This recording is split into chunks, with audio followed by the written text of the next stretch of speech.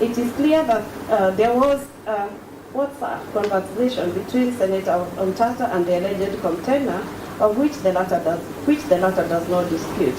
What is contended by the alleged contender is that at the time the court issued the order, he had already issued the press release in discharge of his duties as Director General of EFCA. A cursory look at the WhatsApp extract indicates that the order accompanying document was sent to the alleged contender at 11:38 p.m., presumably on 30th June 2023. A further perusal of the alleged contender's response, particularly the alleged DKB2, shows that the order of 30th June was issued at 14:25 hours. This court takes judicial notice that the alleged contender issued the press release through EFRA's official, formerly Twitter X account handle at 18:11 hours. What emerges from the foregoing is that despite the court's order having it been issued in the afternoon of 30th June 2023, it was not until close to midnight on the 1st of July 2023 that the alleged contender was served with the order. Consequently, by the time he issued the press release, there was no way that the alleged contender could have known about the order. From the facts and the evidence, we find and hold that the Finance Act, having been assented to by the President, took effect on 1st July 2023. The alleged contender, in the performance of his duties as a Director General of EFRA, issued a press release to inform the public of the changes in fuel prices. We hold that the contender did not have knowledge of the order by the time he issued the press release. Further, the petitioners have not put forward any evidence that shows willful disobedience of the order. As was held in Ahmad Abulfadi's case, the standard of proof in contempt applications is high, and the petitioners have failed to surmount this burden. For the reasons we have set out, we find that Mr. Daniel Bangoria is not guilty of contempt. We dismiss the notice of motion dated 4th July 2023, and Mr. Bangoria is discharged from these proceedings. That is it. Thank you.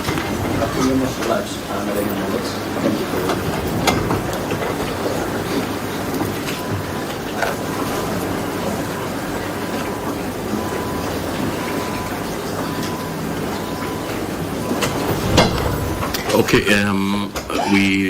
we need to deliberate on the application for stay, and we will resume at 3 o'clock.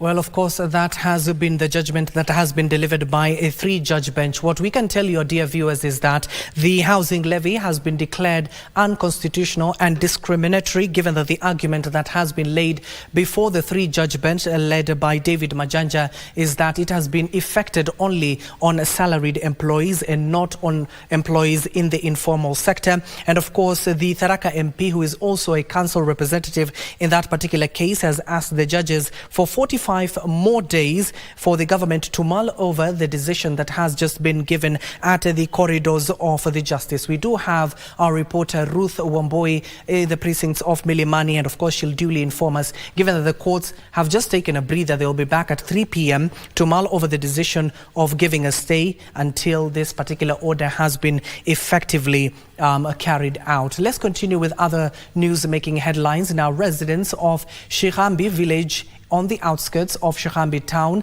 have raised concerns of a series of killings in the area. 5 people are said to have lost their lives in a span of 1 month, with residents appealing to law enforcers to enhance security. Nyumba Kumi program officers in the region have since cautioned boda operators in Kakamega town to be vigilant, alleging that many of these operators transport criminals armed with dangerous weapons. They further want street lights installed to reduce cases of theft and murder. Hiyo barabara imekuwa na visa vya uhalifu sana, zimeongezeka. Hapa juzi kuna mtu ameuliwa, akapigwa kichwa na mtu ambaye alisemekana ni mteja wake, akamnyang'anya pikipiki. Ningependa ku address MCA wa hapa. Hatumjui kwa ground. Tunamuonea kwa TV na huko nje. And once we don't have security, then we don't have development. One thing we want is development and security. Security is most important to our lives, Watu ambao wamenyang'anywa pikipiki katika barabara hii nielekea watu 5. Tunaomba ya serikali tupe hata maaskari 2 3 tuwe tuna patrol nao kwa hii njia, kwa sababu wezi wanaanza mapema. Tukiwa na enforcement, kwa sababu sisi ni nyumba 10 pekee, hatuna silaha yoyote.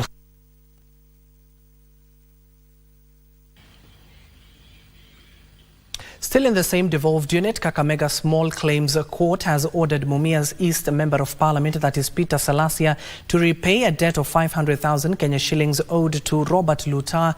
The complaint filed in a case seeking payment of the money which he claimed to have loaned to the legislator on the 13th of December last year. Now Lutar, through his lawyer Edwin Wafula, alleged that the Member of Parliament had refused to settle the debt despite having an agreement for the loan to be paid in 2 months' time. Salasia denied the charges even as Magistrate Gladys Kiama ruled in favor of the plaintiff. Judgment is hereby entered in favor of the claimant as against the respondent for the sum of 500,000 plus costs of the suit and interest at court rates from the date of judgment till payment in full. We will be hoping that he settles the amount without undue duress from us or pressure from us. Now, a floods update is that the government will compensate and relocate some 122 residents living near Karimeni 2 Dam.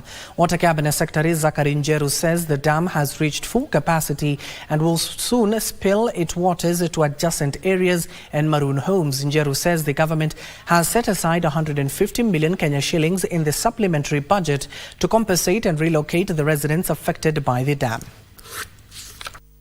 We also want to assure the public that they are safe, both upstream and downstream. The only thing we want to do upstream is to make sure that those who are around within the dam, we see how we are going to resettle them.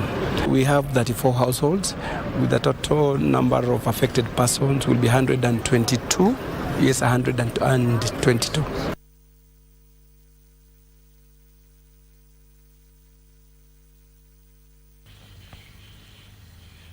Still with the floods, Garissa County Governor Nathif Jama is warning traders who are taking advantage of the ongoing floods in the county to hoard essential commodities and sell them at higher prices. The county boss termed their act as criminal and immoral, even as they said stern measures will be taken against anyone found culpable. Floods have rendered the Garissa-Nairobi Highway and Garissa-Mombasa Highway impassable. There are fears that the prices of essential commodities may skyrocket if traders continue to hoard and make a killing in the profits.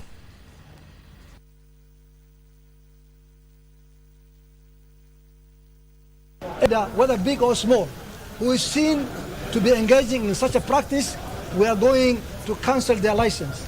We will go after them one by one, and we are going to cancel their licenses so that they do not do any business in Garissa County. Let everyone who has a form of assistance to assist his or our neighbor. This thing will be over. Kenya is working round the clock 24 hours to make sure that the stretch between here and Madogo will be repaired in the shortest time possible. The issue about hygiene aspect is very important. The issue of hand washing, wherever you are, try to maintain healthy and hygienic behaviors in order to protect your health.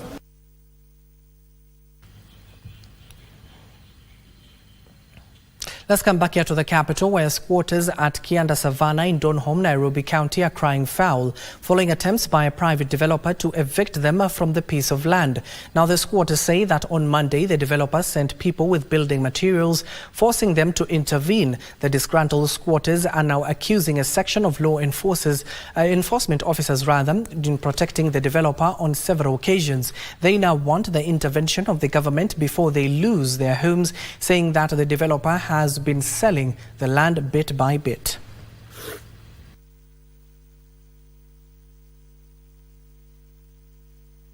Wameitwa ni nani? Wanatakiwa na order itoke kwetu. Kuko na watu wamekuja wameanza kujenga. Kujeni mtuokoe. Lakini tumewapata. Hiyo kitu imetoka wapi? Imetoka na wanaitwa ni nani?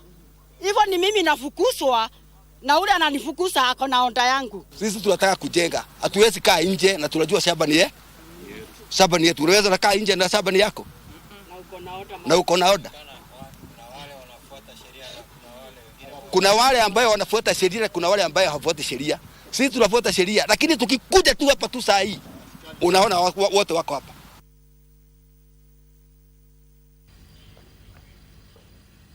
And on the political front, members of the Women's Wing of Kikuyu Council of Elders drawn from Kiambu, Nairobi and Laikipia counties have told a section of women parliamentarians from the Mount Kenya region to apologize over remarks suggesting that the Mungiki sect was regrouping. The women elders want lawmakers to use their position to rescue the jobless youth caught in drugs and substance abuse. A week ago, 10 MPs from Central Kenya, led by Kiambu women representatives Anne Wamuratha, had claimed that the once dreaded gang had regrouped and called on the government to ruthlessly deal with its members.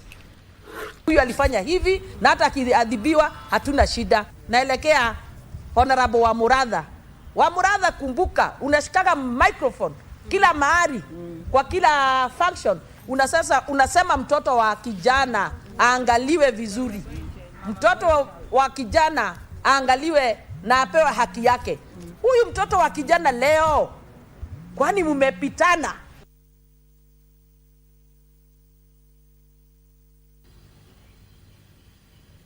Now, I want to take you live to the national, that is the NCIC headquarters here. We do understand that the Trans Nzoia governor, that is George Natembeya, is currently addressing members of the Fourth Estate. So let's listen in to what the Trans Nzoia governor is saying.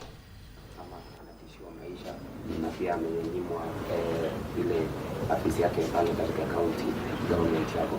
Nikwambie tu kuhusiana na tofauti yako na na wako kwa sababu baadhi ya ile sababu yako kwa hapa ni kwa sababu kwamba nalalamika kwamba kuna insubordination, kuna pia differences ambazo zile. Tofauti ya governor na deputy governor sio masuala ya kuleta kwa commission ya cohesion na integration. Hapana, hiyo mlijazia wewe mwenyewe. Lakini kama kumekuwa na malalamishi kule kwamba usalama wake labda sio mzuri, anahisi kwamba hana security ya kutosha. Hayo ni mambo ambayo tulijieleza vizuri kwenye Senate jana, ya kwamba masuala ambayo yanahusu security yote ya Mkenya wote sio lazima kuwe governor ama deputy governor, ni masuala ambayo yanashughulikiwa na serikali kuu na national government, specifically National Police Service ndio wanadeal na mambo ya security. Huko kwetu Trans Nzoia governor ako na security yake ambayo tumepewa National Police Service, niko na bodyguard. Deputy governor pia ako na hawa wahudumu au security officers. Na kwa masuala ya usalama mimi najua maana nimekuwa kule, ukihisi kwamba labda ile timu ambayo umepewa haitoshi, kwa sababu labda kuna tishio fulani, unaomba tena kwa national government, wanafanya assessment, wakiona kwamba indeed kuna threat tena na kuongezea usalama. Ale jambo ningependa tu kuthibitisha hapa ni kwamba kati ya counties 47 Kenya hii, sidhani kama kuna kaunti ambayo iko na usalama kama Trans Nzoia. Watu wetu wanakaa kwa amani, hakuna shida yote, wanaendelea na shughuli zao. Hata siku kule county headquarters tuko na staff complement ambayo ni kubwa, na hakuna hata mmoja ambaye amesema labda kuna shida ya usalama, anahisi kwamba atafika kwa ofisi kwa sababu kuna utovu wa usalama katika pale county headquarters. Labda mheshimiwa, pengine ukiguzia ni masuala yapi ambayo yanachunguzwa, yanahusu ni ambayo yamefanya ukaito? Ni mambo ambayo yako kwa mitandao, kwa social media, na kuna ile nimeambiwa kwamba mimi nilifanya posting kwa social media kwamba Natembeya ameenda kwa mtandao ama kwa WhatsApp group na akaweka maneno pale ambayo ni ya chuki.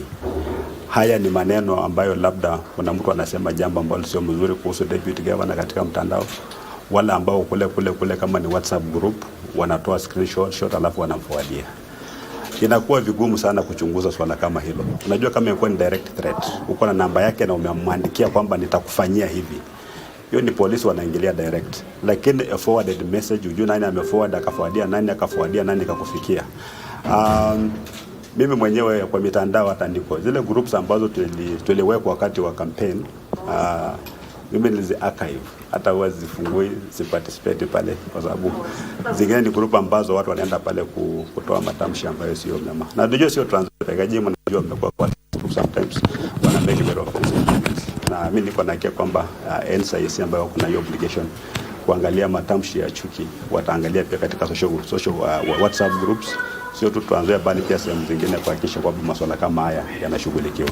Hata bado unaona haya yote ni ile ulisema jana humiliation parade. Ni hivyo tu, kwa sababu unajua sasa masuala madogo kama hiyo kweli natembea atashinda kuyatatua. Mimi nimekuwa DO, nimekuwa DC, nimekuwa county commissioner, nimekuwa regional commissioner. Swala ndogo kama hilo naweza kushinda kulitatua kweli. Ni kama kule nyumbani uko na mke alafu jambo tu kidogo hivi anakimbia na kuenda kupanda kule mlimani na kusema bwana yangu ni mtu bure sana. In other words, washing your dirty linen in public. Is it necessary when you can wash it inside the house? Unaenda kuandika suruali ya ndani kule kwenye leni kule. Iko na haja kweli? Unless kama uko na sababu nyingine ambayo labda unataka kujieleza. Tulikuwa nasema labda haya mambo, tunasema kwamba Natembea amekuwa na clean record. Labda fanana na wanasiasa wengine.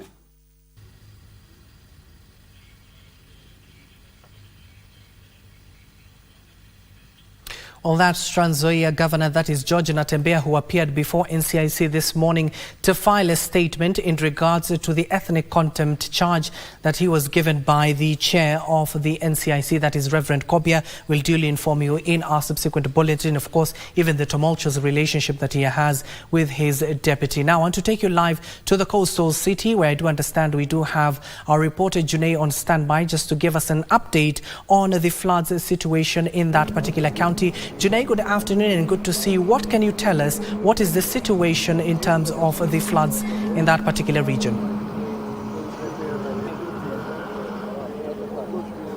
Good afternoon, Abdi. We are at the Mbogolo Bridge. This particular bridge is in Kilifi County. It was cut off on Saturday, where KENHA issued an advisory to the residents against using these roads. However, just a day ago, KENHA opened up this road after restoring the old bridge. This road has been under construction. The Mombasa-Malindi Highway has been under construction for the past 3 years.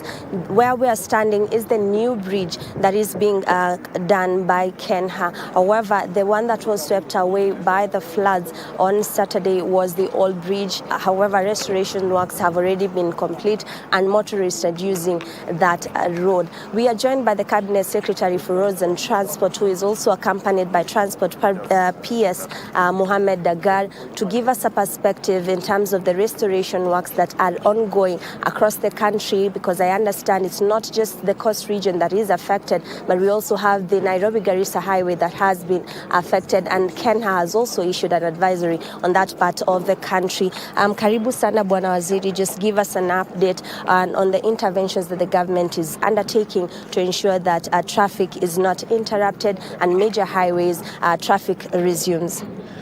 Thank you very much. First of all, I am here today to inspect the progress of this road. This is a road we launched November last year with the president, from Twapa to Kilifi town, which includes 3 bridges, and the main works is to expand the size of the road.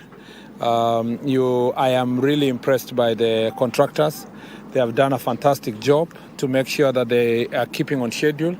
And the quality of the work, even from my eyes, I can see that they have done a very good job.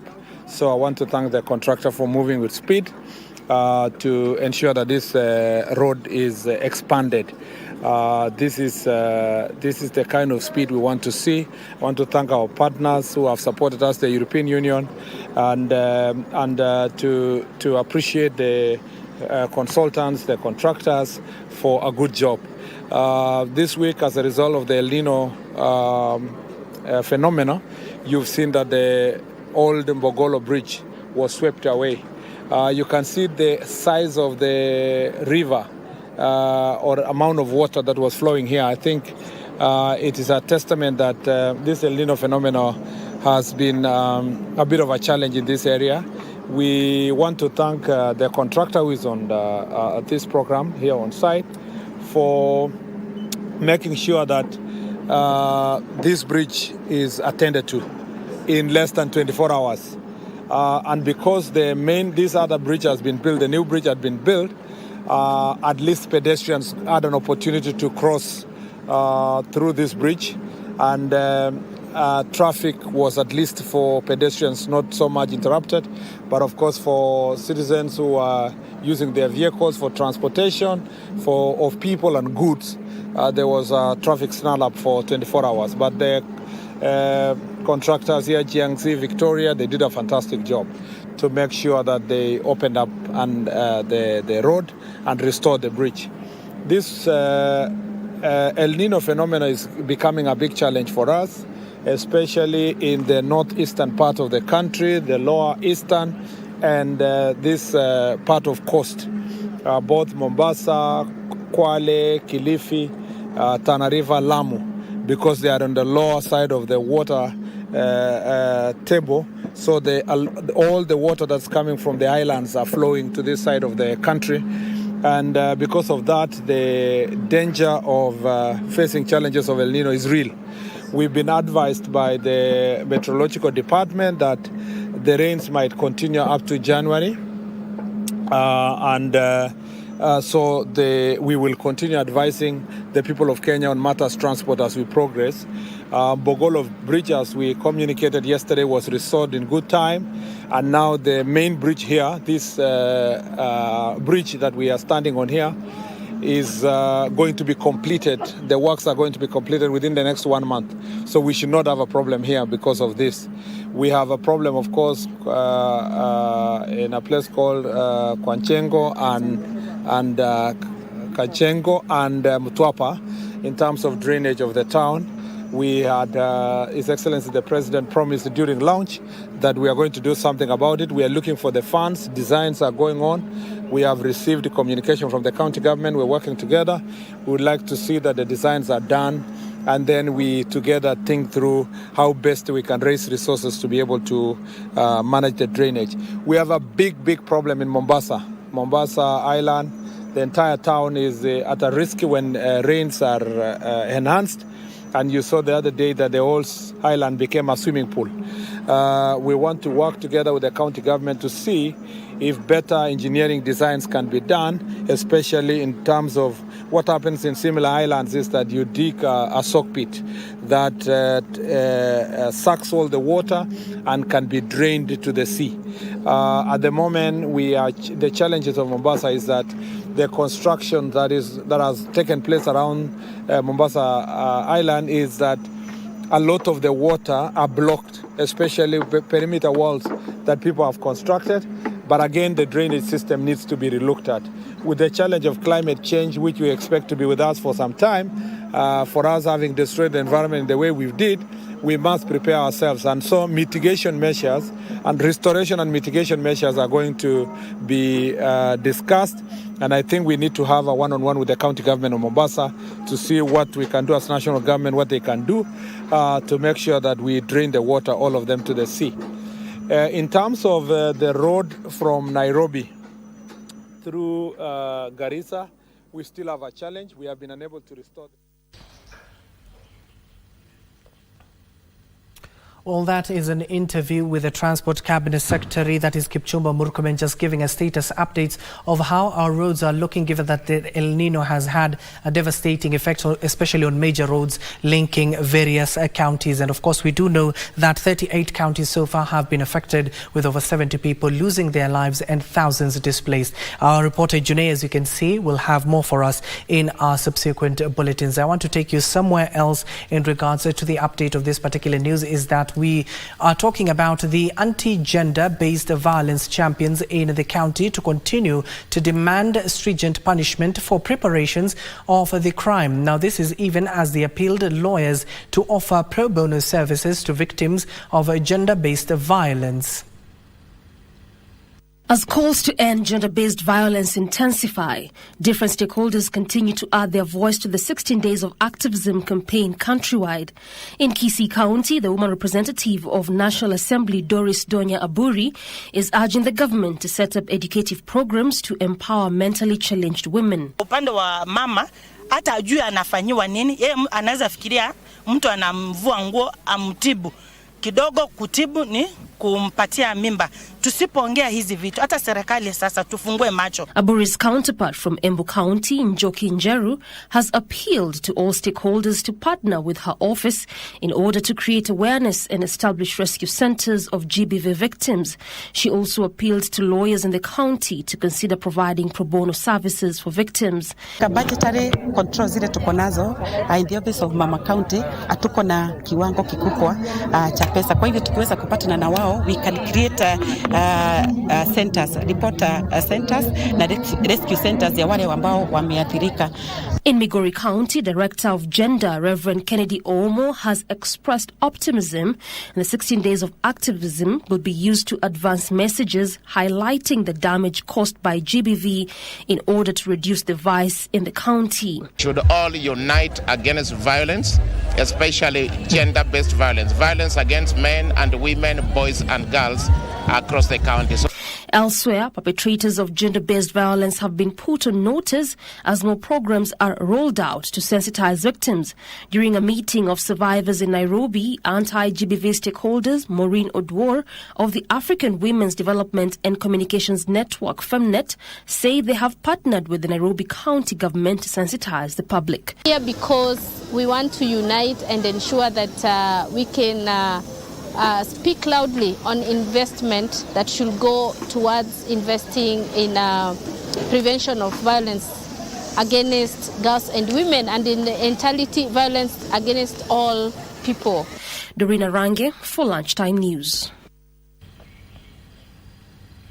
The International Labour Organization has raised the red flag of a sharp rise in cases of child exploitation in 4 counties in the country. ILO says Kwale, Kajiado, Mombasa and Bungoma are leading in cases of child labour and sexual exploitation. This comes as it emerged that the national government and stakeholders were working on a child survey to determine the number of affected minors.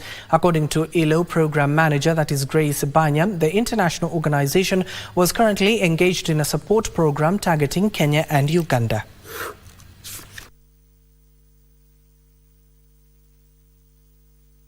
It is illegal to employ an underage child. There is a law, a Kenya law, that prohibits underage children from going into work. Children are supposed to be children and enjoy their childhood and be in school and not in work.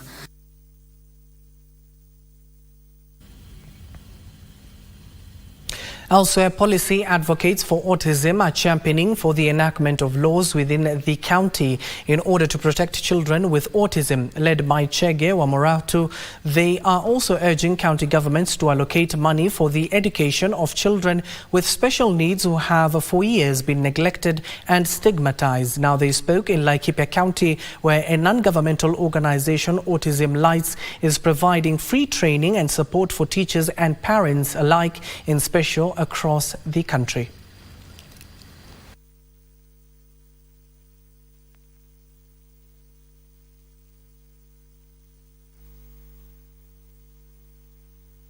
Mtoto wa ako na autism ako na right kwa katiba yenye ambayo tulipitisha 2010 kama yule mtoto mwingine. Every day tunapoteza watoto, wengine wanakuwa raped, wengine wanapigwa, wengine wanafungiwa kwa manyumba kama umbwa. Nao ni binadamu na ni watoto, si watu wazima, they cannot defend themselves.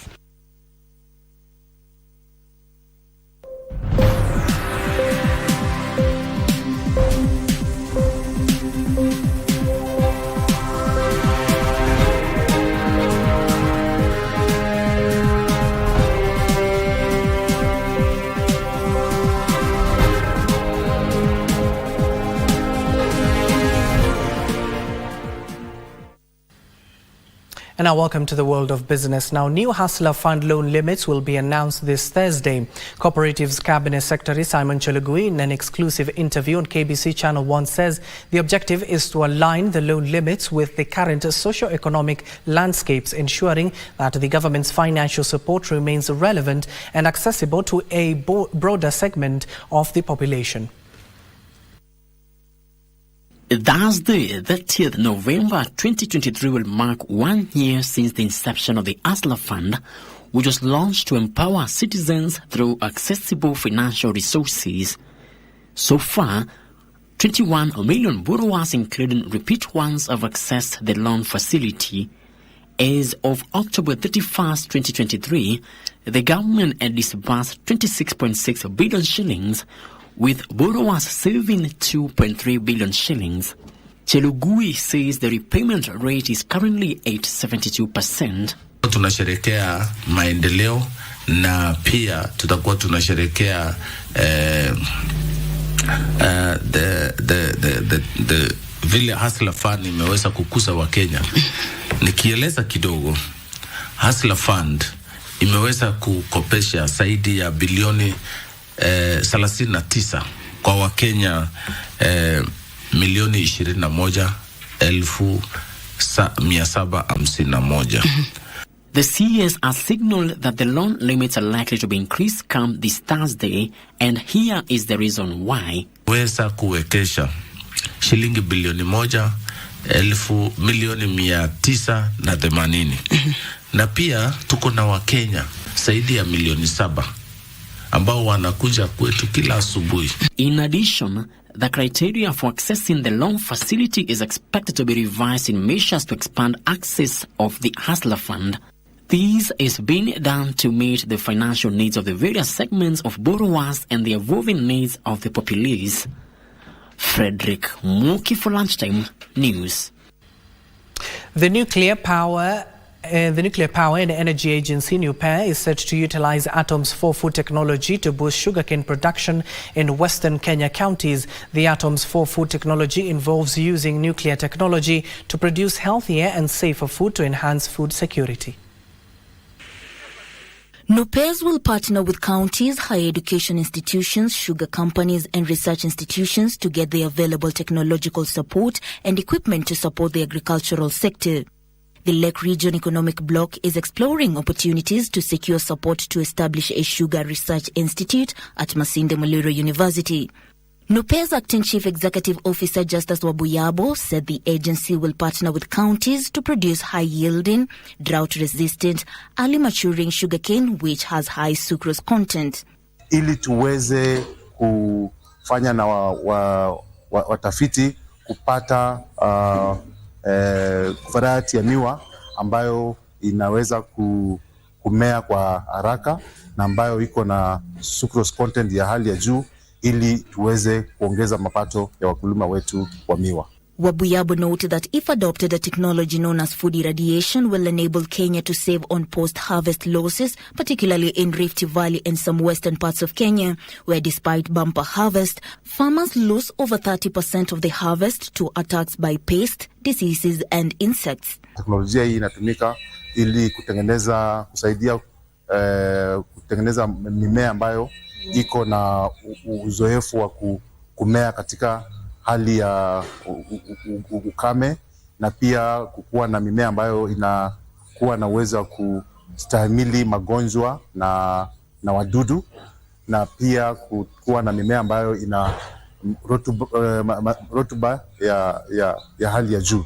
We are already exploring possibilities of securing support to start a sugar research institute at the Masinde Muliro University of Science and Technology. This will help in generating knowledge that will make sugarcane farming more profitable. Nuclear technology is able to supply crops with just the right amount of nutrients and the right amount of water needed by the crop to produce maximum yields. Now, financial illiteracy is a major setback facing many small businesses in Kenya.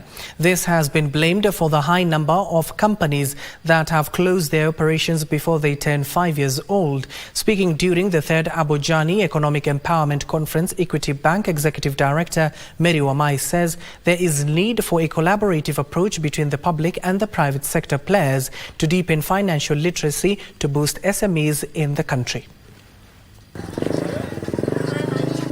Kenya's savings rate remain at 13%, which is way below Africa's average of 17%. This has been blamed on low financial literacy. Financial experts say financial education is critical in helping Kenyans embrace the culture of savings and make informed investment decisions. Equity Bank Executive Director Mary Wamai says entrepreneurs should plan ahead to ensure business continuity even after their retirement. Once we start those small enterprises, we must think about the governance structures. We must run the businesses in a very structured way so that they are also sustainable and we create maximum value for both our investors and our consumers of the products or the services that we are providing.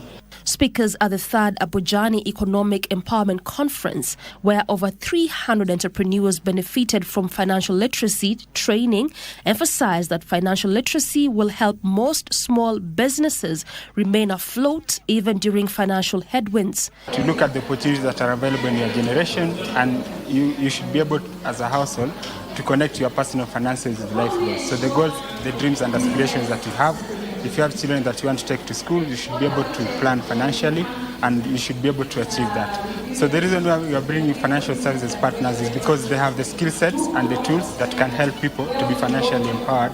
Contrary to what most young people say, the reason they are not doing business is not capital. I hope I was able to persuade us that capital is the least important in terms of thinking about your business. The most important is actually having a bankable idea.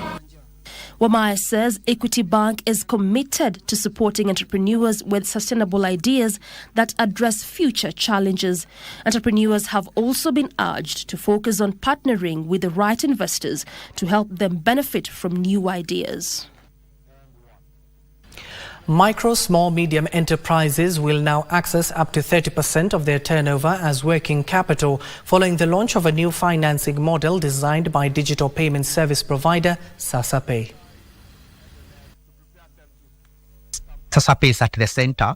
On one side, they are business leaders, the people with the capital who want to invest in businesses and invest it safely. On the other side is our merchants who are on our wallet, and our wallet capabilities include being able to auto-collect. So we are bringing these two parties together and telling them, I have a customer here who collects money through SasaPay. This is the data, this is how much they get paid, and they want to grow by X%. So based on their collection, we score them and they get a limit of how much they can get from the lender. The lender puts in the money, the business grows, and when the loan is due, we help the business to collect it from the merchant automatically. Elsewhere, Brown's Investment PLC has announced the completion of its acquisition of Kenyan tea estates business James Finley Kenya from Finleys. The sale, first announced in May 2023, selected Brown's Investment PLC as the approved buyer based on the strong legacy of guiding its tea estates to continued growth and supporting its workforce and local communities. James Finley Kenya is set to rebrand to Brown Plantation Kenya following completion of the acquisition of the farm. This marks Brown's first investment in the Kenyan tea industry. We are so excited to welcome all members of James Finley Kenya community into Brown's family. James Finley Kenya is an amazing business powered by an incredible community and superb growth potential, which will not just benefit the community but the Kenyan community at large. We have some very exciting plans for this wonderful business. As part of the sales agreement, Browns and Finley have mutually agreed to acknowledge the long-lasting support of the local community by offering 15% of shares in James Finley's Kenya in the public sale through the Kipsigis Highlands Multipurpose Cooperative Society. James Finley will continue to have a very close relationship with Browns This is through the Salsa tea extracts factory that sits on the estate. We'll be a long-term customer of the new estates for years to come. We're also delighted to welcome the local community as a 15% investor. Headquartered in Colombo, Brown is one of the largest tea producing companies in Sri Lanka. And now on the international front, Australia has banned importation of disposable vapes effective from January 2024 in an effort to curb nicotine addiction in children. The new laws to stop single-use vapes from being made, advertised and supplied in the country will also be introduced. Here are the details of this and other stories making headlines across the globe. It has been illegal for any Australian to purchase or import e-cigarettes or nicotine vapes without a doctor's prescription since 2021, but despite those restrictions, rates of addiction have continued to skyrocket. In May, the Australian government signalled its intention to phase out the use of single-use vapes, but until now it has provided no concrete timeline. The Australian government says that the import ban on disposable vapes will start in January 2024. Importers and manufacturers supplying therapeutic vapes will also have to comply with tighter government regulations concerning the flavors, nicotine levels and packaging of their products. Meanwhile, StarTime's digital TV operators launched a 12-piece documentary dubbed A Glimpse of China in the New Era, meant to celebrate Africans who have become successful having moved to China. The company's head of public relations and content syndication, Mike Mwai, says the pay TV company is not only promoting trade between Africa and China, but also unmasking the Chinese culture to bring forth a better understanding of the Chinese people to tailor a better working relationship between China and Africa. Mwai said they will be traversing regions to interact with subscribers, encouraging them to watch the documentaries which will help the citizens see the bigger picture, which is opening up new markets for entrepreneurs. Finally, Open Finance 2020, an annual event in Mexico City dedicated to fintech, gathered decision makers of companies to discuss expanding the reach of digital finance in Latin America. With the shift to consumer-oriented services, financial companies are using new technology to compete with traditional methods in the delivery of financial services, with a focus on artificial intelligence, blockchain, cloud computing, and big data. This integration of advanced technologies enables all sorts of financial transactions, from paying bills online to paying for services through a QR code or applying for loans through an app. Well, it is exactly 42 minutes past the hour. Don't go too far. We are taking a short commercial break, but when we'll come back, we'll have the latest on the world of sports.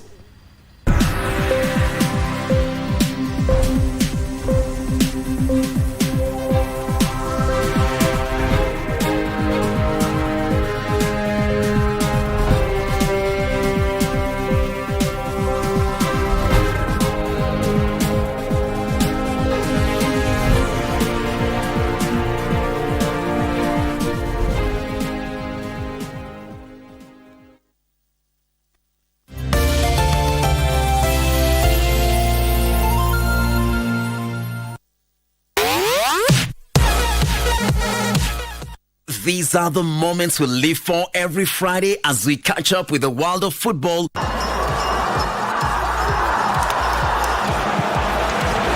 Manchester City go in front. With your favorite stars in rivalries like no other that keeps you on the edge of your seat. Learn a few tricks that keep you ahead of the game and spice it all with unforgettable moments on Dunda Dunda. On Saturday, you're in for another treat as we rock your weekend with all sporting disciplines, bringing you insights on what's happening behind the scenes as we share players and athlete stories, preparations, and celebrate their achievements. Charging to the line! Is it going to be a world record? Yes, it is! She smashed it! Whatever angle you look at, we've got you covered. KBC Channel 1, your true sports partner. Pindi tunapowasha vifaa vyetu, tunapata fursa ya kutangamana na wasikilizaji wetu. Karibu sana thĩinĩ wa tabarĩra ya Rwiga. Tunapeperusha utangazaji ulobobea katika habari, ni ũndũ wa macio na mangĩ maingĩ, burudani, ni harĩa tũkoragwo tũkĩigua nyĩmbo mwaki nyĩmbo hot, na hamasisho la kiroho. Usiachwe nyuma. Jiunge nasi kwa safari ya kufana katika 99.5 FM. Shoro FM.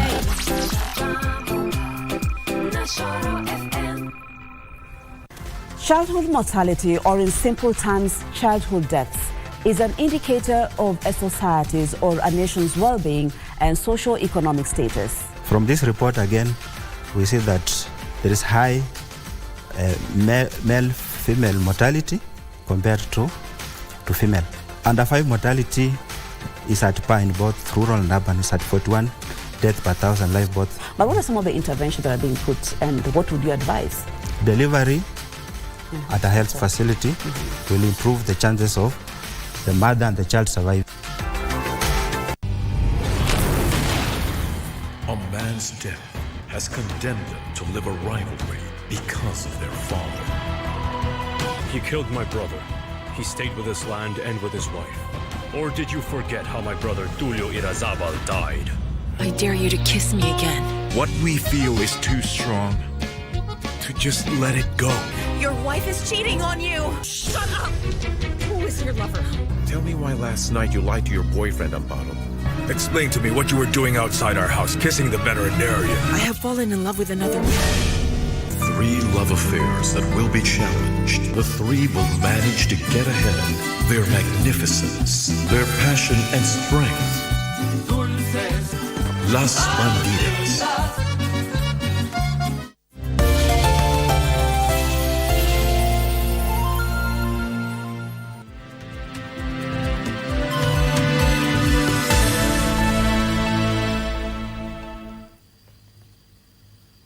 Welcome back and thank you for staying with us. I want to take you live to the Milimani Law Courts, where I do understand our court reporter, that is Ruth Wamboi, is currently ready to update us on that particular ruling that has just been made by a 3-judge bench, where the housing levy has been declared discriminatory and unconstitutional. Ruth, good afternoon, if you can hear me, and of course a pleasure having you this afternoon.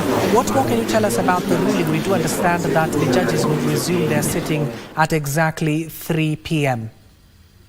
Studio, we are coming to you live from Milimani Law Courts, whereby it's a D-Day for Kenyans at large, as the 3-judge bench led by Justice David Majanja are giving their decision on the Finance Act 2023 that was filed by Okiya Omtata and his co-petitioners in June this year.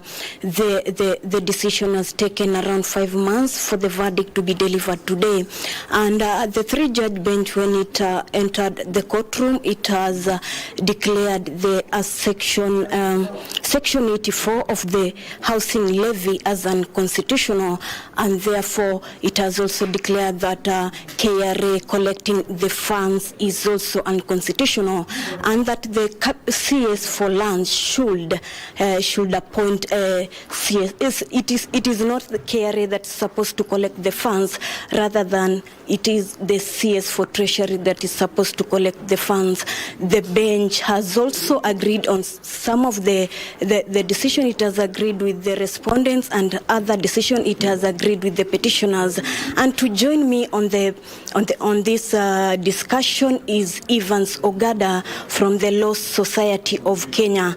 Evans, welcome to Lunchtime Live Bulletin. Kindly tell us, how has the decision by the 3-judge bench favored you or not favored you? Thank you very much. On this, I was not with the Law Society of Kenya, but I was with Siasa Place and Tribeless Youth in Petition 238. Basically, this has been a mixed bag. We see the court largely disagreeing with the petitioners on the constitutionality of a raft of taxes, including the digital tax, but largely has agreed with us in terms of the housing fund. So it's a mixed bag of emotions. Both sides are going to look at the decision.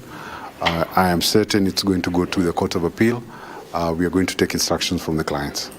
Yes. And what about on public participation? The bench has said that the National Assembly conducted sufficient public participation to the members of the public. What's your take on that?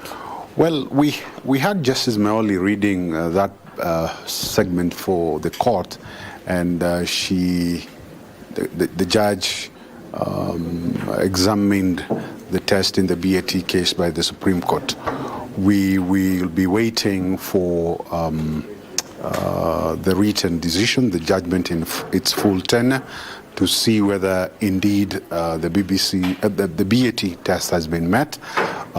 For us, and certainly my co-counsel in Petition 238, Dudley Ochiel, we are aggrieved by that determination. We certainly think that public participation was perfunctory. We are going to consult the clients. We will see whether to petition to go up higher to the Court of Appeal. Yes. And I've also seen you asking the court or praying to the court to order that reimbursement be done on the housing levies that has been done so far. And the bench has retired to go, and it will come back to tell us whether it will agree with you guys or not. Why are you on that? Well, it was the position of the respondents that this money can and indeed can be refunded. Our application for reimbursement is grounded in law. When you have a declaration of unconstitutionality, then that very basis for collecting the housing fund does not stand. So it is only proper that the reimbursement happens. We have made our submissions to court. Let's see what they will give us at 3 o'clock. Yes. Okay, let's see you at 3 o'clock. Thank you very much. Well, studio, as you've heard it from Ivan Sogada, that's what has transpired the whole of this morning and early afternoon at this court.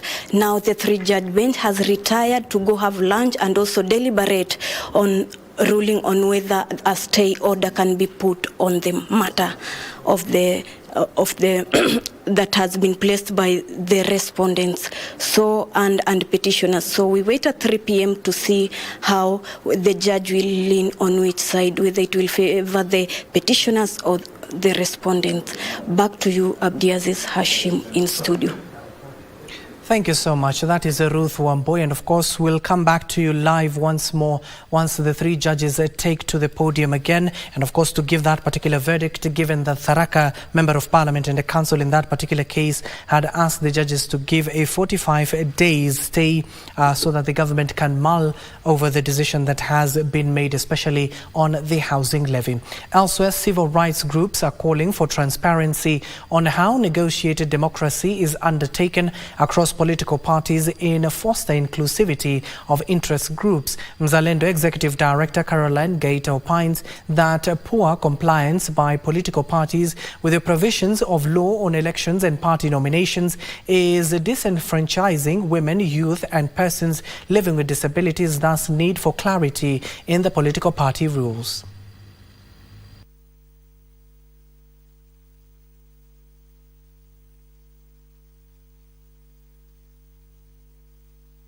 D. Need to push for the Campaign Financing Act Amendment Bill 2021, which promotes transparency, accountability in reporting of campaign financing. Then 5. Amend Section 38G of the Political Parties Act to prescribe principles of inclusion and equality to guide for indirect nomination. As we were still doing this study, we realized that in 2022, 21 county assemblies failed to nominate persons with disability. And in 2017, 17 counties failed to nominate persons with disability.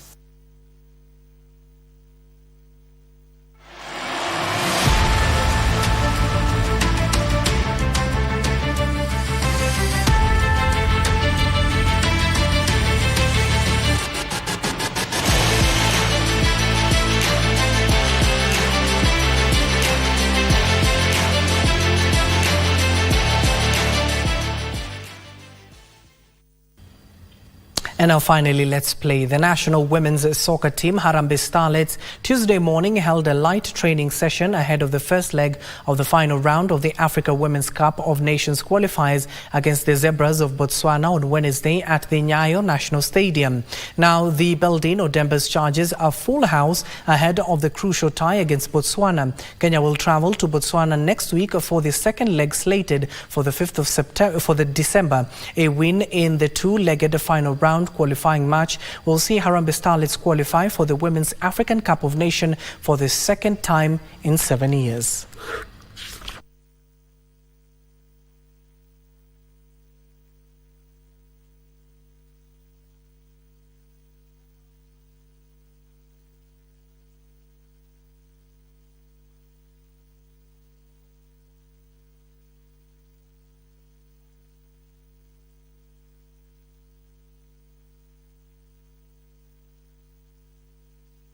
And now to Europe, where Williams scored an injury time winner from the penalty spot to hand Fulham a hard-fought 3-2 win at the Craven Cottage. Meanwhile, in La Liga, Atletico Bilbao earned a 1-1 draw away to Girona.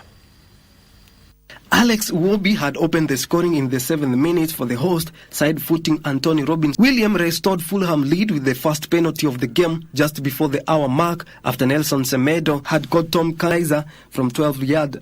With the score at 2-2, referee Michael Saribari awarded the match that penalty past his second spot kick of the half. He's put it the other side. It's 3-2 to Fulham. In Spain, Athletic Bilbao and a 1-1 draw away to Girona. In the Italian Serie A, Hellas Verona drew 2-2 with Lecce, while Bologna registered a 2-0 win over Torino. What a moment for the young man!